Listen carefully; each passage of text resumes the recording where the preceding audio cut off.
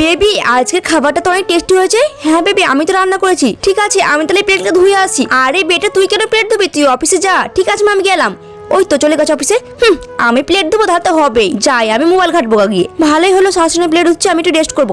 আরে এ কি, আর ওদিকে তো শাশুড়ি মোবাইল ঘাটছে দিব্যি। উফ, আমি ভেবেছিলাম শাশুড়ি মা তো প্লেটকে ধুয়ে নিবে, তাহলে আমাকে তো এই প্লেটকে ধুতে হবে না। আর আমার তো শরীর অনেক খারাপ, আমি একটু রেস্ট করবো শুয়ে। আমি তো ভুল ভেবেছিলাম, আর আমার ভাবাটাই তো ভুল হয়েছে যে শাশুড়ি মা প্লেট ধুবে, তাহলে তো হয়ে যেত।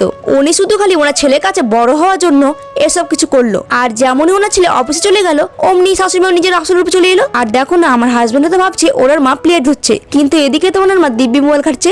এখন আমাকে এই অস্ত শরীর নিয়ে বাইরের সমস্ত কাজ করতে হবে। আর আমার হাজবেন্ড তো আমার কাজে একটু হেল্প করতে চেয়েছিল প্লেট দুটো ধুয়ে, কিন্তু শাশুড়ি মা সেটাও করতে দিল না। এখন এই অস্ত শরীর নিয়ে ঠান্ডা জল লাগতে হলো, কিন্তু কি আর করবো, কোনো তো উপায় নেই। শাশুড়ি মা বলে কথা, নিজের তোর মা না। নিজের মা হলে তো এরকম অস্ত শরীর নিয়ে কখনো আমি কাজ করে দিত না। কিন্তু শাশুড়ি মাকে তো আমি বলেছিলাম যে আমার শরীর খারাপ, কিন্তু আমি যে বৌমাদের তো কোনো শরীর খারাপ হয় না, ওরা তো রোবট হয়। এখন যদি ওনার মেয়ে শরীর খারাপ হতো তাহলে তো উনি বাড়িকে মাথায় তুলে রাখতো, কিন্তু আমার যখন শরীর খারাপ হয় তখন আমার শাশুড়ি বলে আমি নাকি নাটক করছি শরীর খারাপের কাজ করার ভয়ে। কি আর বলো এসব কথা শুনে তো আমার মুখ চুপ হয়ে যায়, আর কিছু বলা সাহস পায় না। এই জন্য আমি চুপচাপ বাড়ির সমস্ত কাজ করছি, না হলে যে আমার শাশুড়ি মা আমার হাজবেন্ডকে উল্টাপাল্টা কথা লাগাবে, আর মায়ের মুখে এসব কথা শুনে তো আমার হাজবেন্ড আমাকে বকাঝকা করবে, আর সমস্ত দোষ আমার ঘাড়েই ফেলে দেয়। এই জন্য আমি কিছুই বলি না, কারণ আমি যদি কিছু বলতে যাই তাহলে তো শাশুড়ি আমার সঙ্গে ঝগড়া করে, আর আমার ঝগড়া ছুটি একদম ভালো লাগে না।